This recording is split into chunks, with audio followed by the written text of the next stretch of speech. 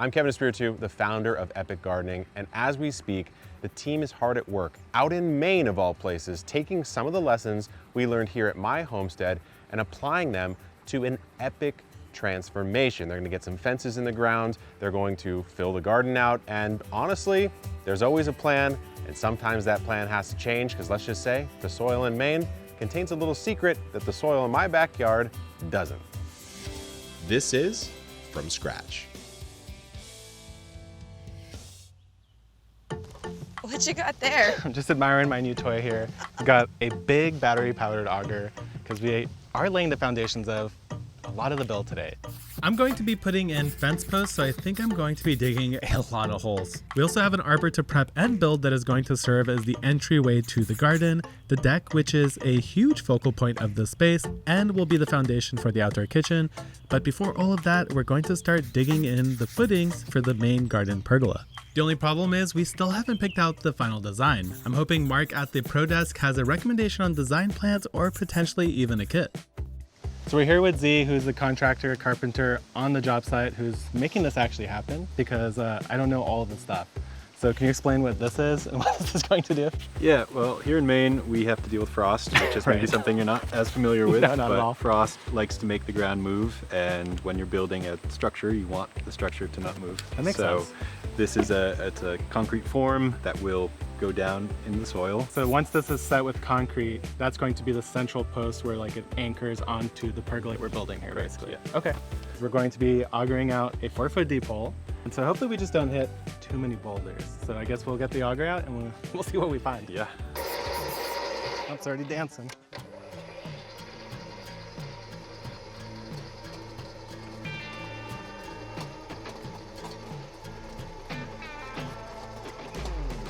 Okay, that's amazing. Ugh.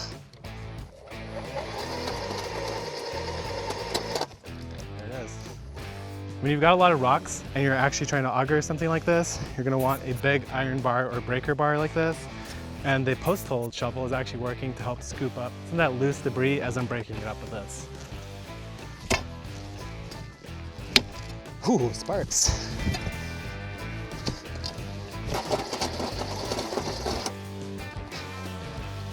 Well, that's the deepest I've gone so far.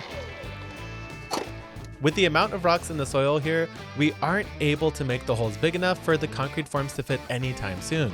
The new plan is to send Paul to pick up a bigger rental auger at the Home Depot, and we can continue on with some of the other projects to stay on schedule. We're gonna go see if our pickup order's ready. All right, so we're on our way to go get a ball hitch so we can attach this thing to the back of the van. We're gonna take it home.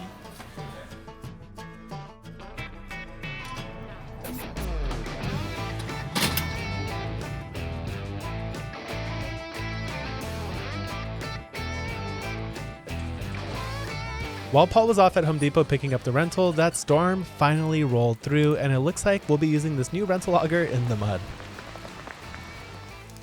Well, clearly we had a storm roll in, so it's a little muddy. We got to get the pergola footings in, or else we're not building that pergola. Yeah. So we'll focus on augering those out, and then we'll come back through and finish the fence line with the handheld auger then. Yeah. Sound like a plan? Sounds good. All right, let's do it.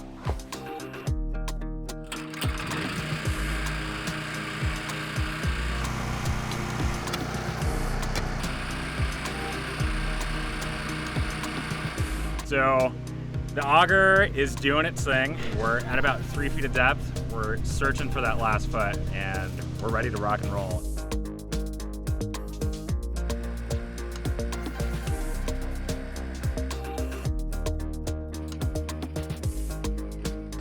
I definitely wasn't expecting all of these rocks, but since we dug them up, maybe we'll try to find some cool use for them somewhere else on the property.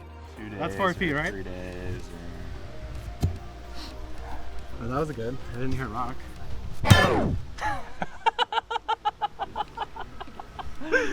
Oh man.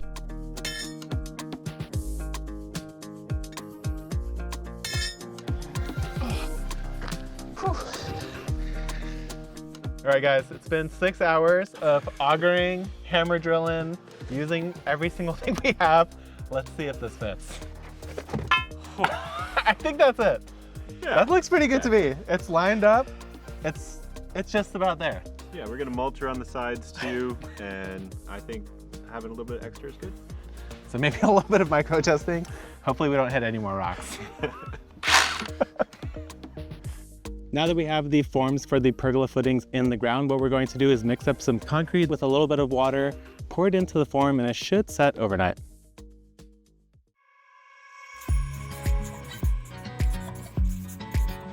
Our next project is the garden fence and installing the arbor, but we can't start the fence without knowing our arbor placement and dimensions. So to make sure we keep the fence install on track, Z is going the extra mile by working into the night and building out the entrance arbor. He built it out of rough sawn hemlock, which will turn a beautiful silvery gray as it weathers.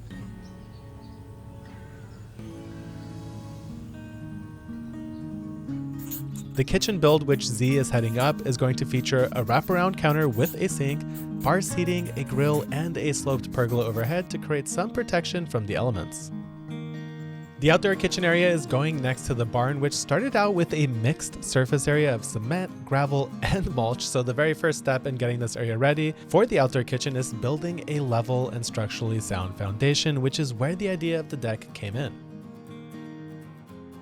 Hey, how's it going, guys? Looks good. You guys got this deck almost in.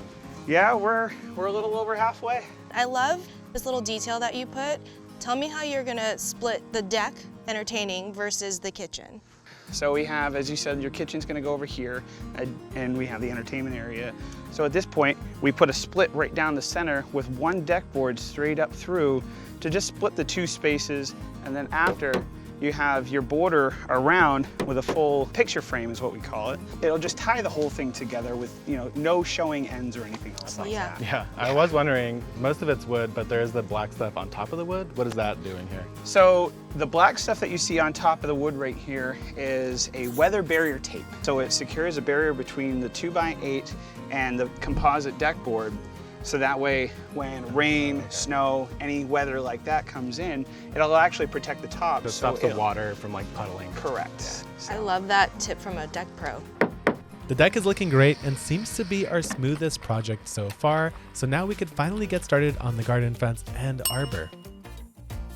One of the things we're gonna need for the fence is definitely some of this sort of all-purpose or pea gravel. This is gonna help stabilize the post, but we're gonna need a lot of it. So we're gonna have it delivered instead of carrying this bag out to the checkout. So this is what we're going to use for the fence. It's already pre-powder coated, so it's going to have a lot of resistance to the elements. It's pre-cut to the right sizes that we want. So all we have to really do is set our posts in and attach the fence, and we should be off to the races.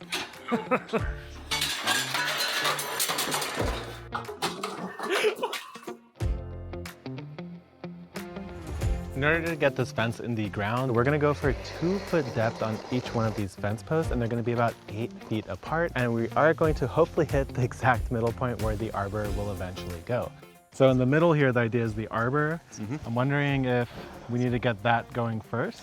I think because that's your reference point, yes, you want to have that set because the back post will be, if this is your line of for the fence, that's where the back post of the arbor will land. We got some concrete cookies or footings that we're going to dig out about 10 inches, 12 inches down.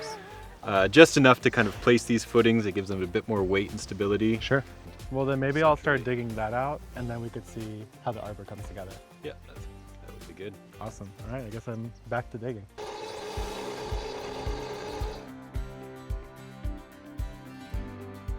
Oh boy. Need another 4 inches. You need another 4 inches down? Oh, that's tough.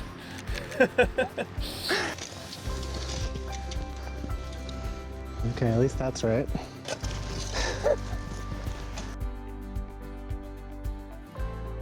I mean, if there's a load of pea gravel, put that down, set the blocks. You can use the short level and the long level to kind of do what we did over there and get them within reason.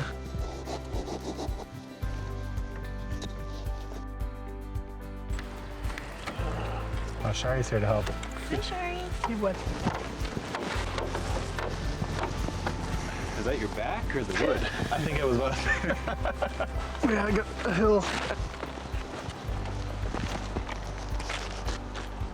To me a little bit. No, a little tight. You know what? Haircut. Wait. I measured it on the outside. We can. So should we just get this out of the hole first? No. I feel like that's easier. No, Yeah, just but which turn way is that more way. fun?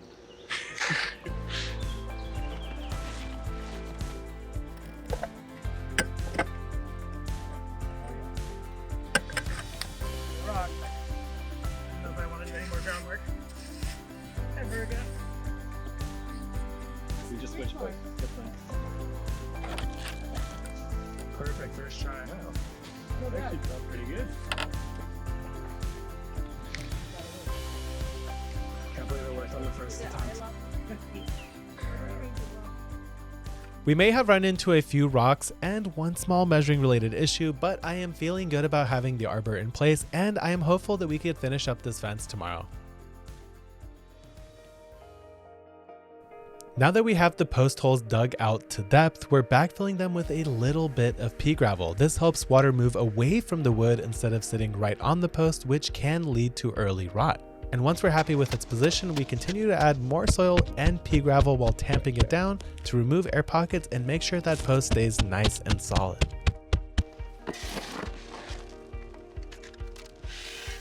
The first post of the actual fence is in, and what we did is we pulled a string line off the arbor so we know that we're in line. And I gotta say, I feel pretty good about that. I think we're It right looks in there. fantastic. We're not touching it.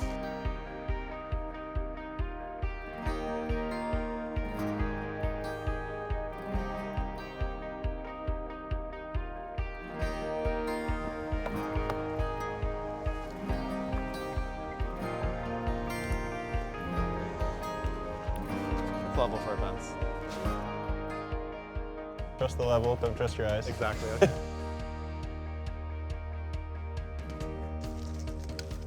So while Jacques is finishing up with the fence, I'm prepping the roses for planting right in front. We're gonna go with pinks and coral. We're gonna alternate. It's gonna soften up that fence line. And I chose roses because they are going to be floriferous all season long. And I love being able to take some flowers from outside in the garden and bring it in and put it in a vase. Just fit. All right, that looks just right. Since it's a cooler climate, we're gonna go a little bit deeper. Roses are resilient, adaptable plants that grow well in zones 4 through 9, depending on the variety. Plant them in full sun, about 3 feet apart, and they'll thrive for seasons to come.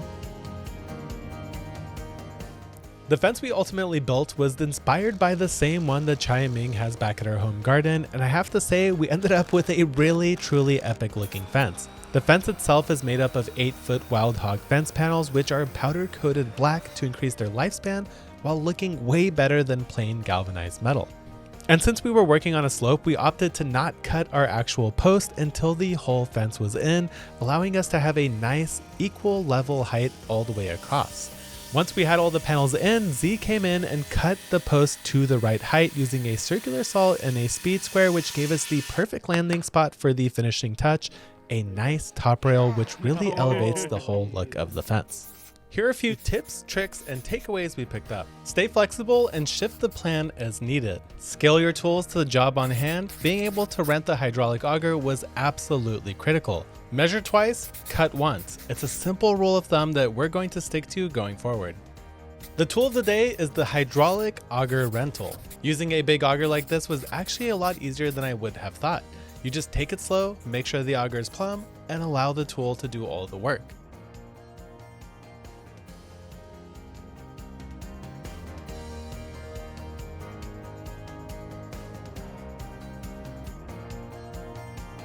This is perfect. I'm honestly extremely happy with how this came together, and I'm going to be building one of these fences at my house for sure. Next up, Erin is on her way in. We're filling the raised beds with soil, building a Kevin-inspired compost bin, and getting some plants in the ground. And don't forget to check out the description below for a full list of linked tools and materials we used for this project.